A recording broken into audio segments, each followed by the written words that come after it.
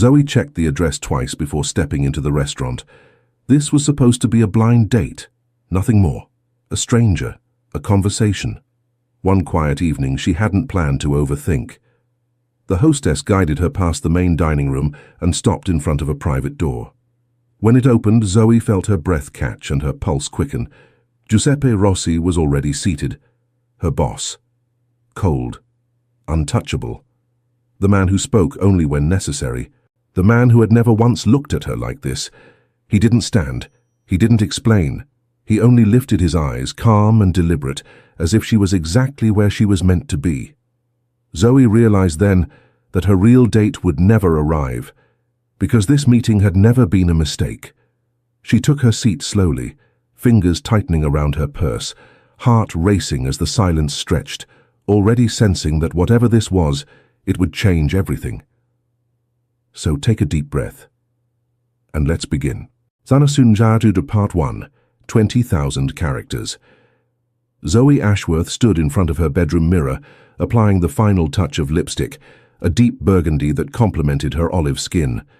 The black dress she'd chosen hugged her curves in all the right places, sophisticated but not overly revealing. She'd learned the hard way that first impressions on blind dates could make or break an evening. At 28, she'd been on enough of these setups to have developed a strategy. Arrive looking elegant but not desperate. Keep expectations low but maintain an open mind. Have an exit plan ready. Tonight felt different though, and she couldn't quite pinpoint why. Emma had been unusually secretive about tonight's mystery man, which was unlike her usually chatty best friend. All she'd revealed was that he was successful, impressive, and exactly your type. When pressed for details, Emma had simply smiled mysteriously and said, "Trust me on this one, Zoe. This could be the one. The one." Zoe almost laughed at the optimism. After her last relationship had ended 6 months ago, a disaster involving a cheating investment banker and his secretary, she'd been focusing entirely on her career as a senior financial analyst at Rossi Holdings. The irony wasn't lost on her that she worked for one of London's most successful companies, yet couldn't seem to find a successful relationship of her own. As she grabbed her clutch and checked the address one final time, Zoe felt an unusual flutter of nerves.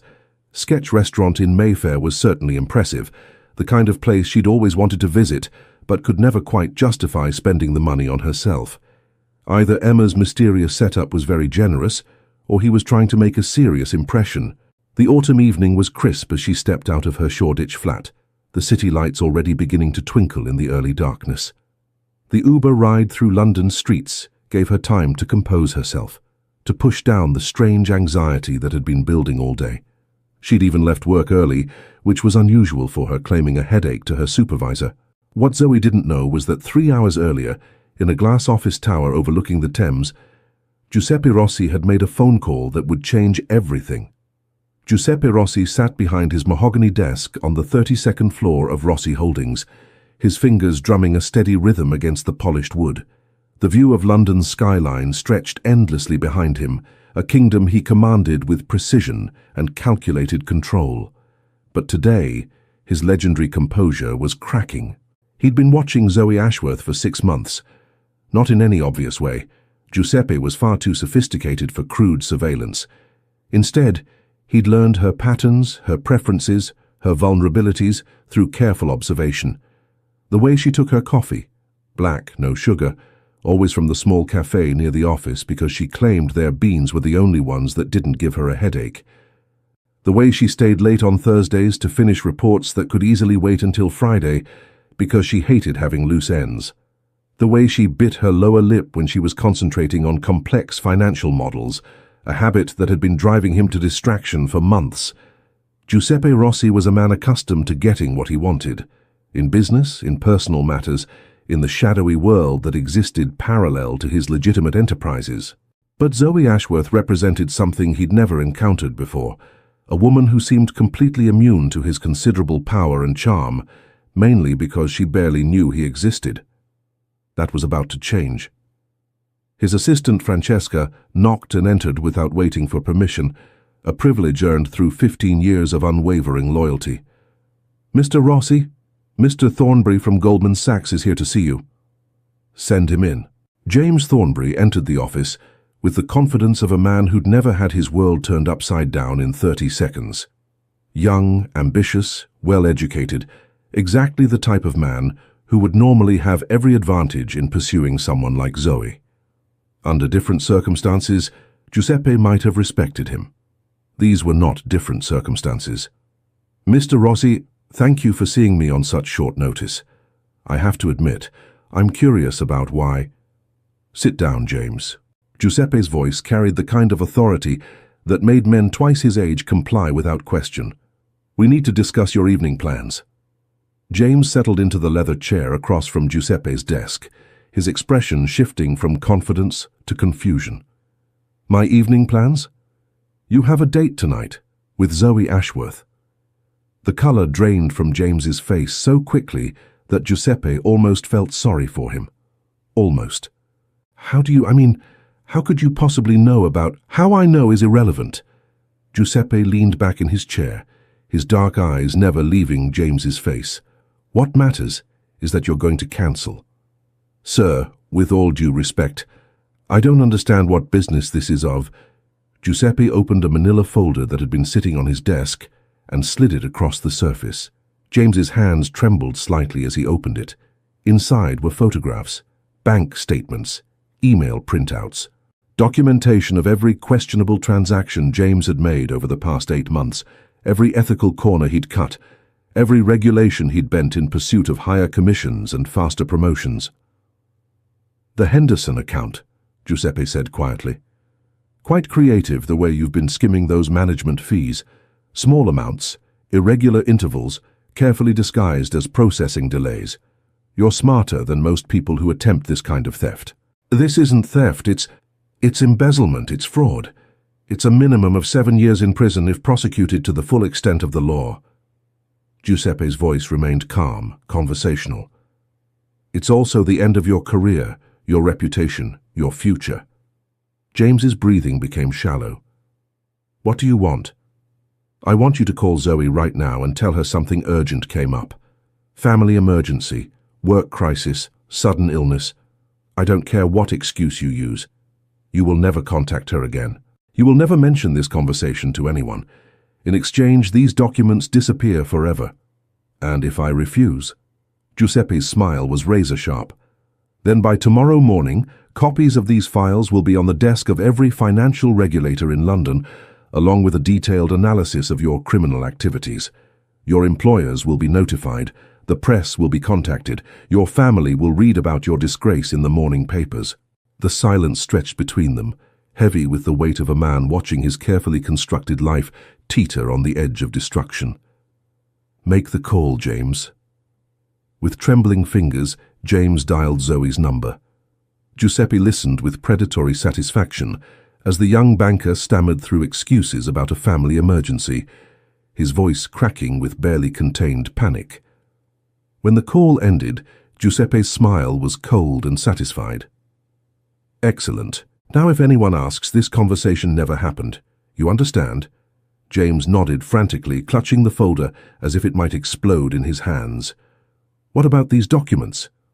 "I'll be keeping those," Giuseppe said smoothly. "Call it insurance. As long as you honor our agreement, they remain private. But James," his voice dropped to a whisper that somehow seemed more threatening than any shout, "if you ever cross me, if you ever even think about contacting Zoe Ashworth, I will destroy you so completely that your own mother won't recognize what's left." After James practically fled from his office, Giuseppe sat back in his chair and allowed himself a moment of satisfaction. Phase 1 was complete. Now came the challenging part, convincing the most fascinating woman he'd ever encountered that she belonged with the most dangerous man she'd ever meet. Meanwhile, Zoe stood in her Shoreditch flat staring at her phone in confusion. James had sounded panicked, almost frightened when he cancelled. She almost considered staying in with a bottle of wine and Netflix, but Emma's words echoed in her mind. "You work too hard, Zoe. You need to live a little." An hour later, Zoe decided to keep the reservation anyway. She'd treat herself to a nice dinner alone, something she rarely allowed herself to do. After all, she'd been looking forward to dining at Sketch for months. What Zoe didn't know was that Giuseppe had been watching her for far longer than she could imagine. From the moment she'd started working as a senior analyst at Rossi Holdings 6 months ago, he'd been captivated by her quiet intelligence and fierce work ethic. She worked directly under his chief financial officer, but their paths rarely crossed, by design. Giuseppe made sure of that. Because Giuseppe Rossi wasn't just a successful businessman, he was the heir to one of London's most powerful crime families, and getting close to someone like Zoe, someone pure, innocent, untouched by his dark world, was dangerous for both of them. But tonight, his carefully maintained control had finally snapped. The maitre d' at Sketch greeted Zoe with practiced elegance, leading her through the restaurant's famous pink room toward the private dining areas. "Right this way, Miss Ashworth. Your table is waiting." Zoe frowned slightly. "Table? I thought I was meeting someone, but—" "Yes, of course. Your companion arrived early." Her heart sank. Had James changed his mind? But as they approached the Venetian room, something felt different. The air seemed charged with an energy that made her pulse quicken. The maitre d' opened the door with a flourish, and Zoe stepped inside. Time stopped. Giuseppe Rossi sat at a candlelit table, his powerful frame immaculate in a charcoal suit that probably cost more than her monthly salary.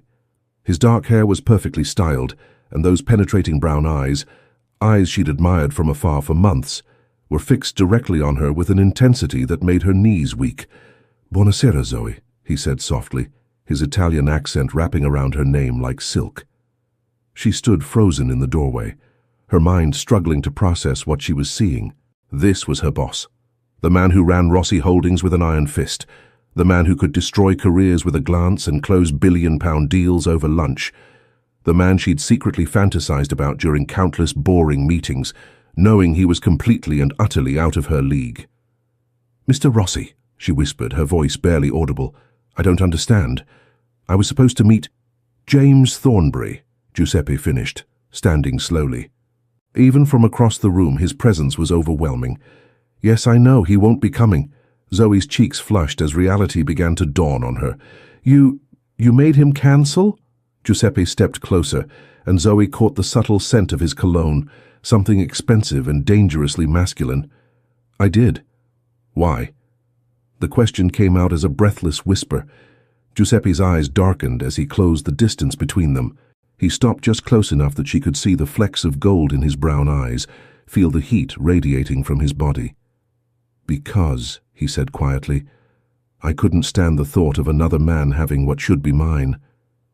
Zoe's breath caught in her throat. "Yours? Sit down, Zoe. Let me explain." But Zoe remained standing, her mind reeling.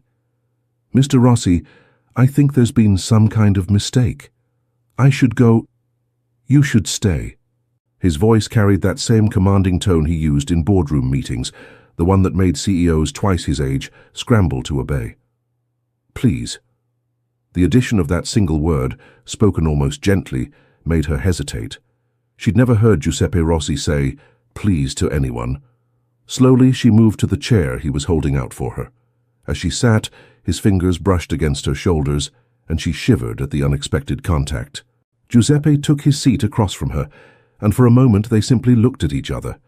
The private dining room was intimate, lit only by candles and the soft glow of London's lights filtering through the floor-to-ceiling windows. "You're wondering how I knew about your date," he said finally. Zoe nodded, not trusting her voice. "I make it my business to know things, Zoe, especially when it concerns someone who works for me." "Someone who works for you," she repeated, finding her voice. "That's all I am to you? An employee?" Something dangerous flickered in Giuseppe's eyes. "If that's all you were, do you think I would have gone through the trouble of arranging this evening?" Zoe's heart pounded. "I don't understand any of this. 6 months I've worked for your company, and you've never so much as acknowledged my existence. I see you in meetings, in the elevator, at company events, and you look right through me like I'm invisible. And now you're telling me, what, that you've been watching me?" Giuseppe leaned forward slightly, his gaze never leaving her face. "Zoe, if I had acknowledged you, if I had allowed myself to get close to you, do you know what would have happened?" She shook her head. "You would have become a target." The words hung in the air between them, heavy with implications that made Zoe's blood run cold. A target for what? Giuseppe was quiet for a long moment, as if weighing how much to reveal. My world isn't like yours, cara mia. It's dangerous, complicated. I kept my distance to protect you. Protect me from what? Before Giuseppe could answer, a server appeared with champagne and appetizers. Giuseppe must have pre-ordered everything, Zoe realized. He'd planned this down to the smallest detail.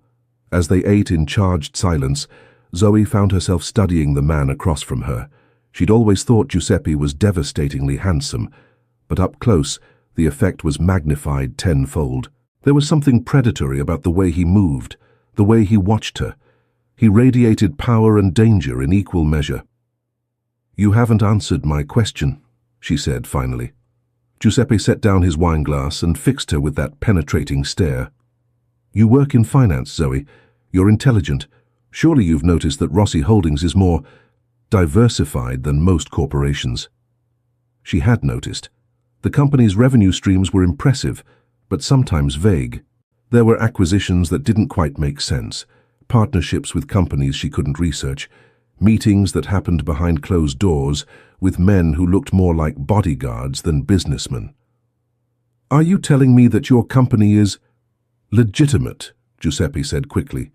But my family's other interests, those are more complicated. Zoe felt as if the floor had dropped out from under her. Your family's other interests? Giuseppe reached across the table and covered her hand with his. His touch was warm, his skin calloused in a way that surprised her. These weren't the soft hands of someone who'd spent his life behind a desk. I never intended for you to get pulled into this world, Zoe.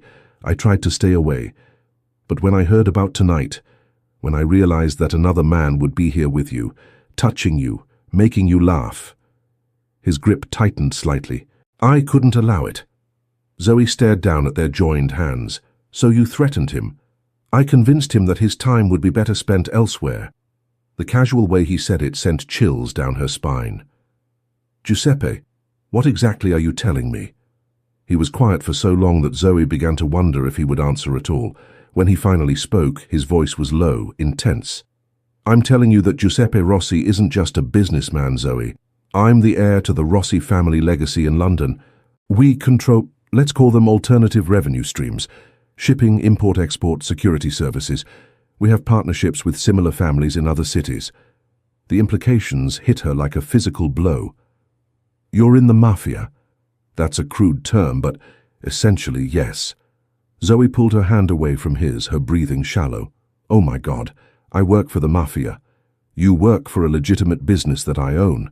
But yes, my family's reach extends far beyond Rossi Holdings. She stood abruptly, her chair scraping against the floor. I have to go, I can't, this is insane. Giuseppe stood as well, moving with fluid grace around the table. Zoe, wait. Wait for what? For you to tell me more about how you've been lying to me for months?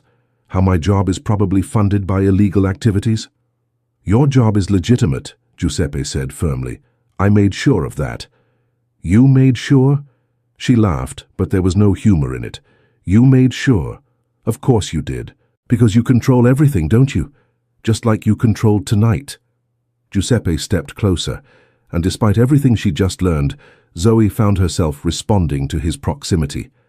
There was something magnetic about him, something that drew her in, even as her rational mind screamed at her to run. I control what I can, he said quietly. But I can't control how I feel about you. Those words stopped her cold. How you feel about me? Do you think I orchestrated this evening for fun, Zoe?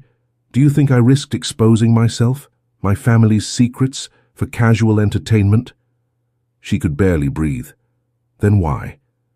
Giuseppe reached up and cupped her face in his hands, his thumbs brushing against her cheekbones. Because I'm falling in love with you. Because I have been since the moment you walked into my building 6 months ago.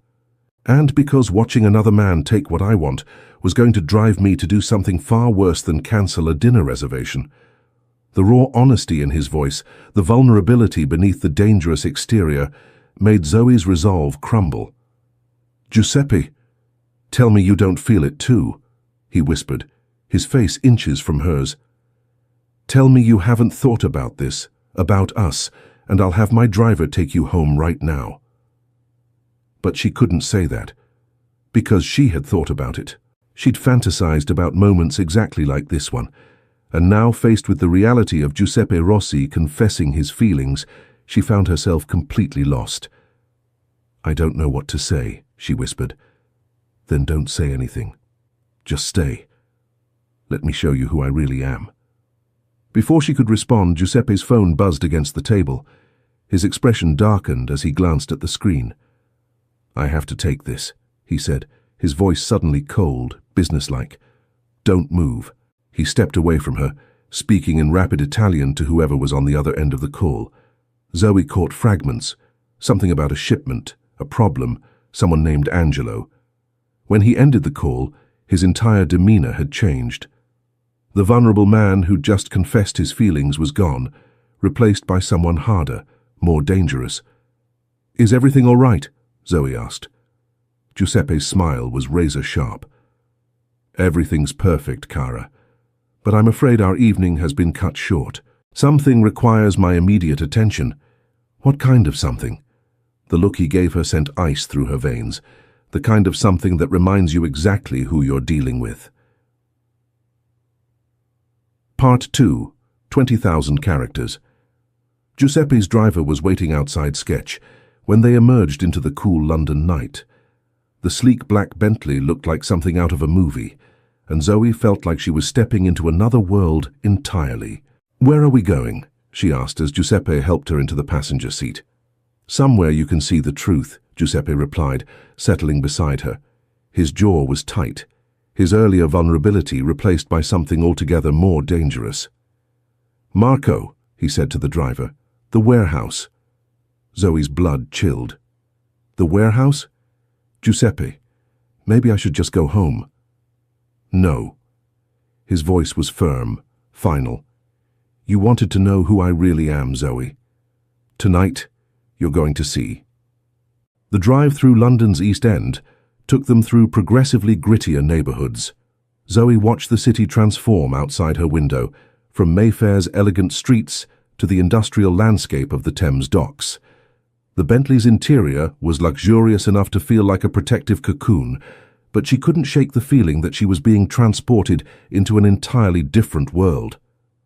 Giuseppe's phone had been buzzing constantly during the drive. He'd answered several calls in rapid Italian, his voice growing more clipped with each conversation. She caught fragments of words that sounded ominous, even in a language she didn't understand, words that seemed to carry weight and urgency. "Giuseppe," she said finally, unable to stand the tension anymore. "What exactly are we walking into?" He glanced at her, his expression unreadable. "The truth, the part of my life that most people never see." "And you think I need to see it?" "I think if we're going to have any kind of future together, you need to understand exactly who I am. All of who I am." His hand found hers in the darkness of the car, his fingers intertwining with hers. "But Zoe, once you see this, there's no going back to pretending I'm just another successful businessman." The weight of what he was saying settled over her like a heavy blanket. She was about to cross a line that would fundamentally change how she saw him and how he saw her. When they finally stopped, they were in front of a massive warehouse that looked abandoned from the outside. The area was deserted, except for a few scattered cars that seemed too expensive for the neighborhood. Giuseppe's driver, a man she now realized was probably much more than just a chauffeur, came around to open her door. "Stay close to me," Giuseppe said as they approached the warehouse entrance. "And no matter what you see in there, don't interfere. These are dangerous men, Zoe. They respect me, but that respect doesn't automatically extend to you." Two men in expensive suits flanked the entrance. They nodded respectfully to Giuseppe, but their eyes lingered on Zoe with undisguised curiosity and calculation. She was clearly the first outsider they'd seen brought to this place, and their assessment of her felt like a physical weight. Inside, the warehouse was transformed. What appeared derelict from the outside was actually a sophisticated operations center that looked like something out of a high-budget crime thriller. Computer workstations lined one wall, manned by young men who looked more like tech entrepreneurs than criminals. Multiple screens showed what appeared to be shipping manifests, surveillance footage from various locations around London, and financial data that scrolled past too quickly for her to comprehend. But it was the men scattered throughout the space that made Zoe's blood run cold. These weren't office workers or computer technicians. These were soldiers, men with the kind of controlled violence in their posture that spoke of experience with things she didn't want to imagine. They all wore expensive suits, but she could see the bulges of weapons concealed beneath the tailored fabric. Giuseppe, an older man with silver hair and weathered hands, approached them. He spoke with a thick Italian accent and carried himself with obvious authority. When he smiled at Giuseppe, there was genuine affection in his expression, but his eyes remained cold and calculating when they shifted to Zoe. "Zio Angelo," Giuseppe replied, his demeanor shifting into something harder, more commanding. Uncle Angelo, Zoe realized. This was family. "We have a situation," Angelo continued, glancing nervously at Zoe. The shipment from Rotterdam was compromised. The contents were discovered by customs officials. Someone tipped them off. Giuseppe's expression turned deadly, a transformation so complete that Zoe barely recognized the man who had been whispering romantic words to her in the restaurant just hours earlier. "Who?"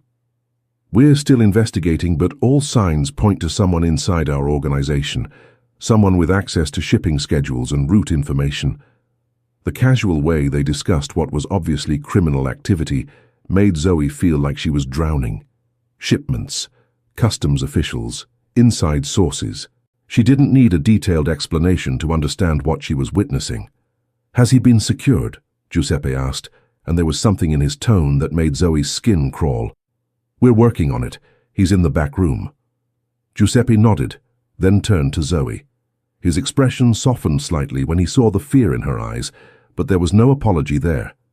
"I need you to wait here while I handle this." "Giuseppe, I don't think I should be here at all." "You're safe," he said, his voice gentler but no less commanding. "No one will touch you.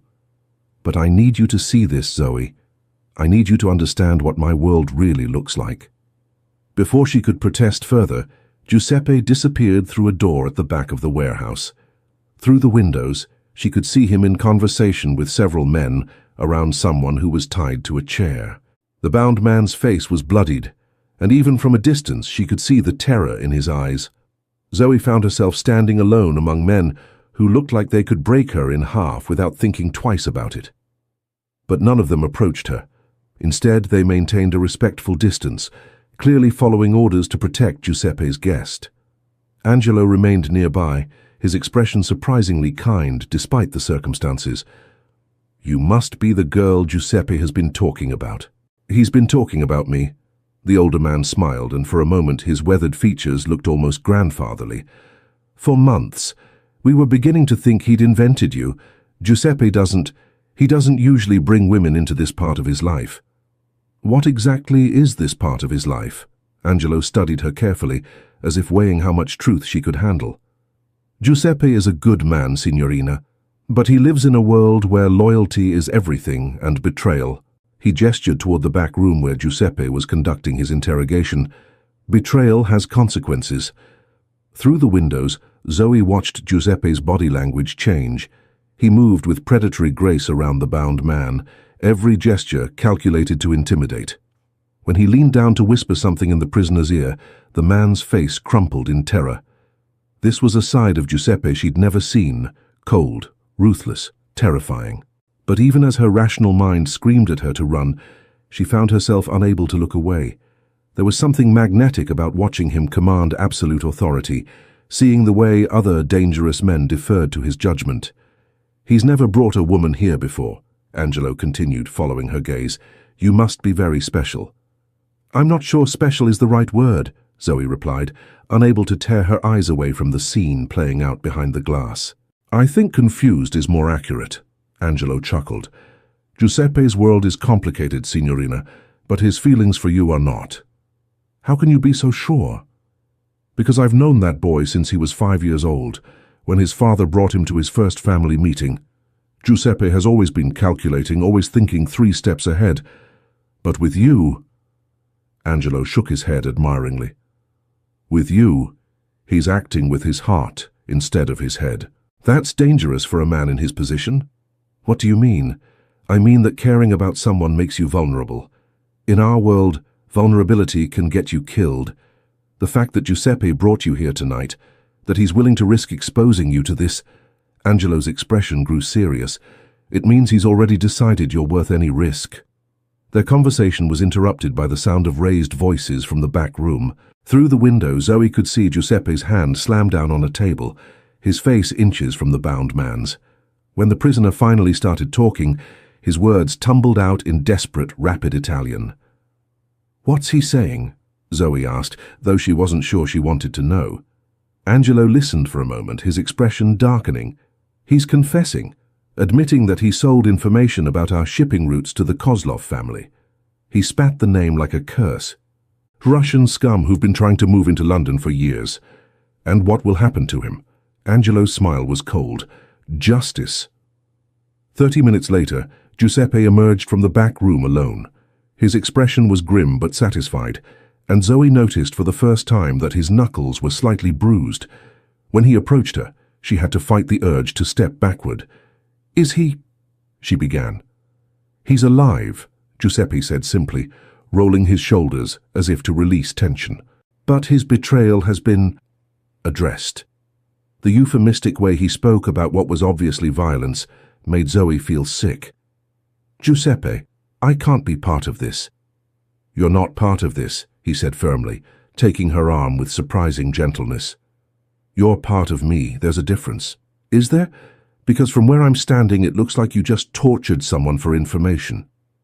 Giuseppe's eyes hardened, but when he spoke, his voice remained controlled. "I protected my family, my business, and the livelihoods of 50 people who depend on me.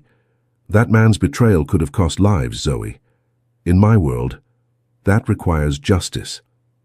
Your justice or the law's justice? Sometimes they're the same thing. Sometimes they're not." He stepped closer, and despite everything she'd just witnessed, Zoe found herself responding to his proximity. "This is who I am, Kara. I won't apologize for it, and I won't pretend to be something I'm not. But I will promise you this: no one will ever hurt you as long as I'm breathing." The possessiveness in his voice should have terrified her. Instead, it sent heat racing through her veins. She'd just watched this man extract information through methods she didn't want to think about too closely, and yet she found herself drawn to the protective intensity in his dark eyes. As they walked back toward the car, Giuseppe's phone rang again. This time his expression shifted to something closer to concern. "Pronto," he answered. Then, after listening for several moments, "When? Are you sure? No, don't do anything until I get there." He ended the call and immediately dialed another number. "We need to go now," he told Marco. "What's wrong?" Zoe asked as they sped through London's empty streets. "Someone broke into my penthouse," Giuseppe said grimly. "They were looking for something specific." "How do you know?" "Because they left a message." 20 minutes later, they were standing in the elevator of a luxury building in Canary Wharf that Giuseppe apparently owned. The silence between them was charged with unspoken tension, the weight of everything she'd witnessed, everything he'd revealed hanging heavy in the air. Giuseppe's penthouse occupied the entire top floor, and even in the dim lighting, Zoe could see it was stunning. Floor-to-ceiling windows offered panoramic views of London's glittering skyline, and the furnishings were exactly what she'd expect from a man of Giuseppe's wealth and taste. Original artwork lined the walls, pieces that looked like they belonged in galleries rather than private homes. The furniture was modern but warm, expensive but comfortable, creating an atmosphere that was both impressive and inviting. But the beauty of the space was marred by signs of intrusion. Drawers had been opened and carefully searched. Papers were scattered across his home office. Books had been pulled from shelves and replaced haphazardly. Whoever had done this was professional. They'd been thorough but not destructive, surgical in their violation of his private space. They were looking for something specific, Giuseppe said grimly, surveying the damage with the eye of someone accustomed to assessing threats. This wasn't random vandalism or theft. This was intelligence gathering. Zoe watched him move through his violated home, noting how he checked certain areas more carefully than others. There were secrets here, she realized. things hidden in plain sight that only Giuseppe would know to protect. "How can you be so calm about this?" she asked. "Someone broke into your home." Giuseppe's smile was cold, predatory. "Cara, this isn't the first time someone has tried to get to me through my personal life. It won't be the last. The difference is that usually there's nothing for them to find. And now there's you." The simple statement sent chills down her spine. She was the vulnerability he'd never had before, the weakness his enemies could exploit. "The message is in the bedroom," Giuseppe said quietly, his voice carefully controlled. Zoe followed him down a hallway lined with what looked like original artwork. The master bedroom was masculine and elegant, dominated by a massive bed with luxurious linens and more panoramic windows. But her attention was immediately drawn to the mirror above the dresser. Written in red lipstick, in block letters that looked deliberately menacing, were 3 words: "She's not safe." Zoe felt the blood drain from her face as the implications hit her. "Giuseppe, it's not about you specifically," he said quickly, moving to stand behind her, his hands settling on her shoulders with surprising gentleness. "It's about any woman I care about. My enemies know that the fastest way to get to me is through someone I love." His hands were warm and strong, and despite the circumstances, his touch sent electricity racing through her body. In the mirror's reflection, she could see how he towered over her, how protective his posture was as he stood behind her. "Your enemies?" Giuseppe's reflection met her eyes in the mirror, and she saw something vulnerable in his expression that he probably didn't even realize he was showing. "Other families, rival operations, government agencies that would love to use leverage against me." His hands tightened slightly on her shoulders. "People who know that I've never cared enough about anyone to make them a target. And now I'm that target. Now you're in danger because of me." His voice was rough with emotion she'd never heard from him before. Guilt, fear, something that might have been regret. The weight of what he was saying hit her like a physical blow. Her involvement with Giuseppe didn't just mean dating a dangerous man. It meant becoming a target herself, living with the constant knowledge that someone might use her to hurt him. "This is why you kept your distance," she said quietly, still watching his reflection in the mirror. "This is why I should have kept my distance," Giuseppe corrected, his hands moving down her arms in a caress that was both comforting and possessive. "But I couldn't. Not anymore. Not after watching you for months, learning everything about you, falling for you a little more every day." Zoe turned in his arms, and suddenly they were face to face, close enough that she could see the flecks of gold in his dark eyes, close enough to feel the heat radiating from his body. "Watching me?" Giuseppe's smile was rueful. "I know you take your coffee black because you claim anything else gives you headaches. I know you stay late on Thursdays because you hate having unfinished work hanging over your weekend. I know you bite your lip when you're concentrating on difficult financial models." His hand came up to trace the curve of her lower lip with his thumb. "I know you've been just as aware of me as I've been of you." The gentle touch sent shivers through her entire body. "Giuseppe, tell me you haven't thought about this," he whispered, his face inches from hers.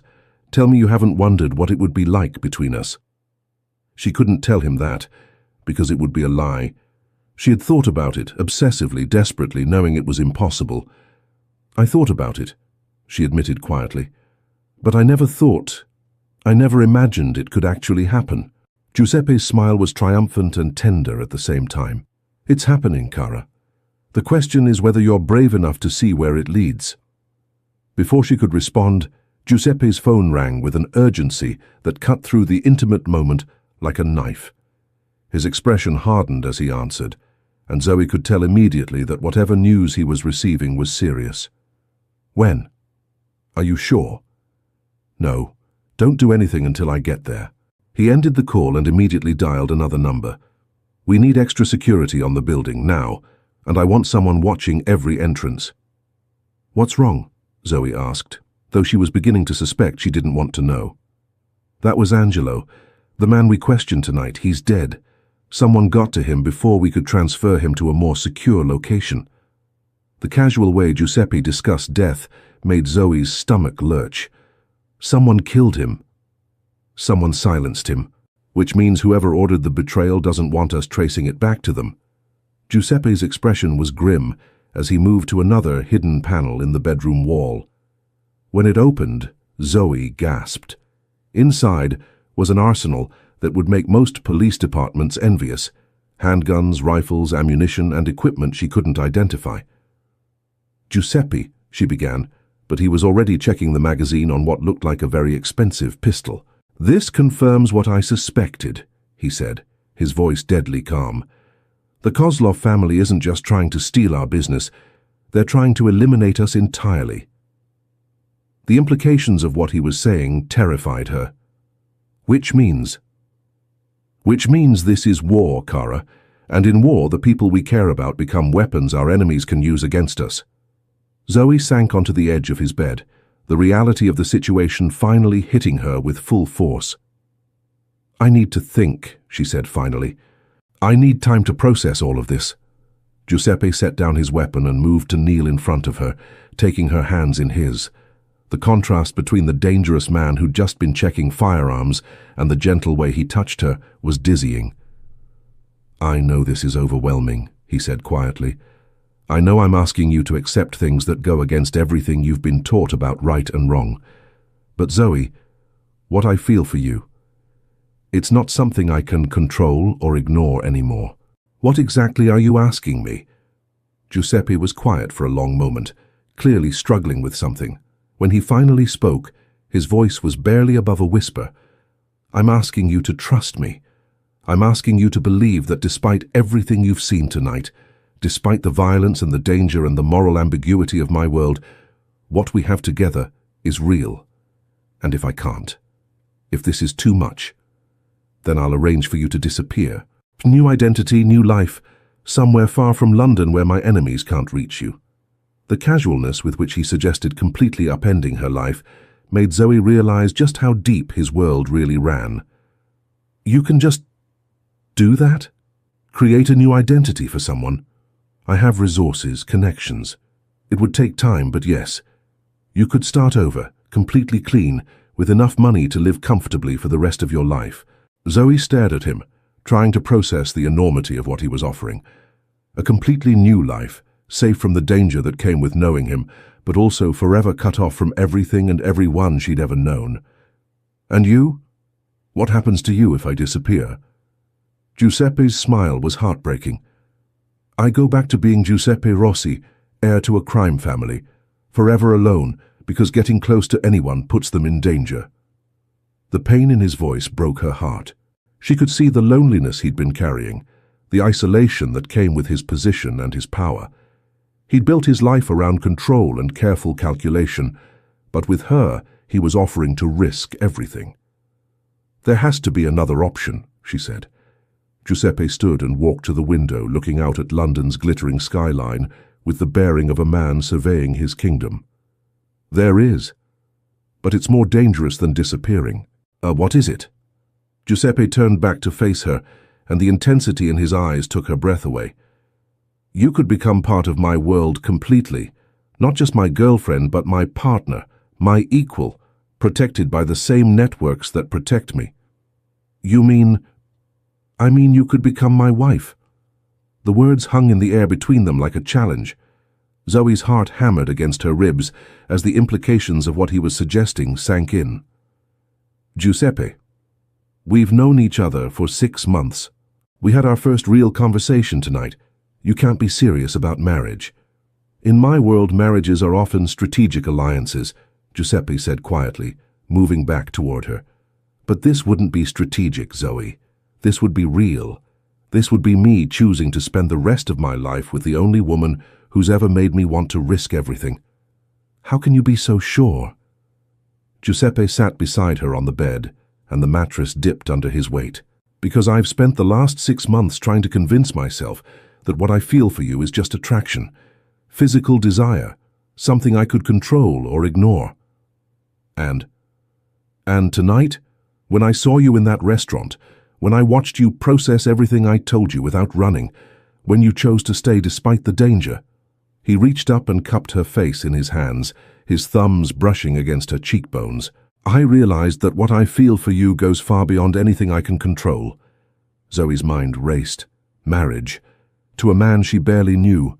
A man whose world was built on violence and secrets and constant danger. A man she was falling in love with despite every rational thought in her head.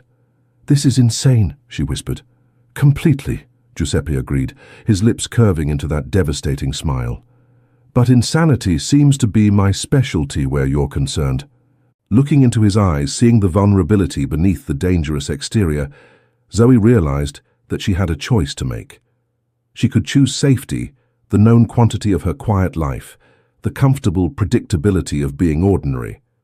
Or she could choose the unknown, the dangerous, the absolutely terrifying prospect of loving a man like Giuseppe Rossi. "If I say yes," she said slowly, "if I agree to marry you, what does that mean? What does my life look like?" Giuseppe's smile was triumphant and tender at the same time. "It means you'll never want for anything. It means you'll be protected by the most powerful family in London. It means you'll learn about a world that exists in the shadows, and you'll take your place beside me as we navigate it together. And the danger? We'll always be there," Giuseppe admitted honestly, "but you'll never face it alone." Zoe looked around the violated bedroom, at the threatening message on the mirror, at Giuseppe's grim expression. Everything about tonight had been like stepping into someone else's life, someone else's dangerous, complicated, impossible life. But as she met Giuseppe's intense gaze, she realized that the life she'd been living, safe, predictable, ordinary, had never really felt like hers anyway. She'd been sleepwalking through her days, going through the motions of a life that looked successful from the outside, but felt empty on the inside. "I can't live like this as your girlfriend," she said finally, and Giuseppe's face fell. "Always vulnerable, always a target, always wondering when someone's going to try to use me to get to you." Giuseppe nodded reluctantly. "I understand. I'll make arrangements for your new identity." "No," Zoe interrupted. "You misunderstood me." She took a deep breath, gathering her courage for what she was about to say. "I can't live like this as your girlfriend. Always vulnerable, always a target. But as your wife." She looked around the room at the evidence of the violent world Giuseppe inhabited, then back at his shocked expression. "As your wife, I'd have protection, status. I'd be family, not just a weakness to exploit." Giuseppe stared at her, as if he couldn't believe what he was hearing. "Zoe, you can't be serious." "I'm completely serious." She stood and moved closer to him, ignoring the weapons scattered around the room. "You said marriages in your world are strategic. Well, this is my strategy. I choose you, Giuseppe. I choose your dangerous, complicated, impossible world. But I choose it on my terms. And what terms are those? Equal partnership. No more protecting me by keeping me in the dark. If I'm going to be in danger because of your life, then I want to know everything about your life." Giuseppe's smile was slow, brilliant, transforming his entire face. "Complete honesty about my business, my enemies, my family, everything. And?" Zoe took another step closer, close enough to see the flecks of gold in Giuseppe's dark eyes, close enough to feel the heat radiating from his body. "And I want a real marriage, not just a business arrangement. I want love, partnership, the whole thing. Even knowing what you know about me, about what I'm capable of." Zoe reached up and touched the side of his face, feeling the slight roughness of stubble against her palm. Tonight she'd seen both sides of him, the dangerous man who extracted information through violence, and the vulnerable man who confessed his feelings with devastating honesty. And somehow, impossibly, she wanted both. "Especially knowing that," she whispered. "Forever sounds perfect," she whispered. Giuseppe's smile was brilliant, transforming his entire face. He reached into his jacket pocket and pulled out a small velvet box. Zoe's breath caught as he opened it, to reveal a stunning vintage ring, a large diamond surrounded by smaller stones in an intricate platinum setting. "It was my grandmother's," Giuseppe said softly. "I've been carrying it for 3 weeks, waiting for the right moment." 3 weeks? "Giuseppe, 3 weeks ago you'd never even spoken to me. 3 weeks ago I realized that what I felt for you wasn't going away. I started planning." "Planning what?" Giuseppe's smile was pure predator. "Planning exactly this, Cara. I may have accelerated the timeline slightly, but make no mistake, I've been maneuvering toward this outcome since the moment I decided you were going to be mine. The ring fit perfectly, which shouldn't have surprised her, but did. Of course, Giuseppe had found out her ring size. Of course, he'd planned everything down to the smallest detail. Giuseppe dropped to one knee in front of her, and Zoe's heart stopped. Despite everything they'd been through tonight, despite the danger and the revelations, this moment felt sacred. "Zoe Ashworth," he said quietly, his voice rough with emotion. "Will you marry me? Will you become my wife, my partner, my equal? Will you let me spend the rest of my life protecting you, loving you, showing you exactly how precious you are to me?" Through her tears, Zoe could see the vulnerable man beneath the dangerous exterior. This was Giuseppe Rossi asking her to be his, not demanding, not commanding, but asking. "Yes," she whispered. "Yes, I'll marry you." As he slipped the ring onto her finger, Angelo cleared his throat behind them. "Capo, we should discuss security arrangements for the engagement period, and perhaps wedding planning?" Giuseppe stood, pulling Zoe up with him. "Angelo's right. We'll need to be careful while we plan everything. Traditional Italian wedding, cara. My nonna would never forgive me for anything less." "How long do traditional Italian weddings take to plan?" Zoe asked. 6 months minimum," Giuseppe replied, and her heart sank slightly. "But don't worry, you'll be under my protection every moment until then. No one will touch you." 6 months of looking over my shoulder? Giuseppe cupped her face in his hands. 6 months of being courted properly by a man who intends to make you the happiest woman in London. 6 months of learning about my world, my family, my business. 6 months of me proving every day that choosing me was the right decision. Angelo smiled. 6 months of the boss acting like a lovesick teenager, if tonight is any indication. Giuseppe shot him a warning look, but there was no real menace in it. 6 months of planning the wedding of the century. Every powerful family in London will be invited. You'll meet everyone who matters, Cara. By the time we walk down the aisle, no one will question that you belong by my side. And in the meantime, Giuseppe's smile turned possessive. In the meantime, you're mine to protect, mine to spoil, and mine to love, starting now.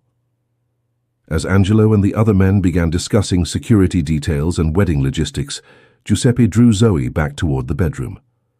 "Any regrets?" he asked quietly, as they stood in the doorway. Zoe looked down at the stunning ring on her finger, then back at Giuseppe's intense dark eyes. "Ask me again in 6 months." Giuseppe laughed, rich and warm. "I love you, my beautiful fiancé. I love you too, my dangerous fiancé. Now what happens next?" Giuseppe's smile turned predatory. "Now, cara mia, I teach you everything you need to know about being engaged to a very dangerous man." "And what's the first lesson?" "The first lesson," Giuseppe said, pulling her close, "is that you never ever have to be afraid again, because now you're not just under my protection, you're mine to cherish, and I protect what's mine." Outside the windows of their Canary Wharf penthouse, London glittered like a promise. And as Zoe settled into her fiancé's arms, she realized that sometimes the most dangerous choice leads to the most perfect future. Her life, as she'd known it, was over. But her real life, the life she was meant to live with Giuseppe Rossi, was just beginning. Thank you so much for staying with us until the very end of this story. I hope you enjoyed it as much as we loved telling it. Now I want to hear from you. If you had walked into that blind date and found him sitting there, would you have stood up and left, or would you have stayed? Tell me in the comments. I read every single one, and before you go, take a moment to check if you're already subscribed to the channel. We share new stories every day, and your support truly makes all the difference.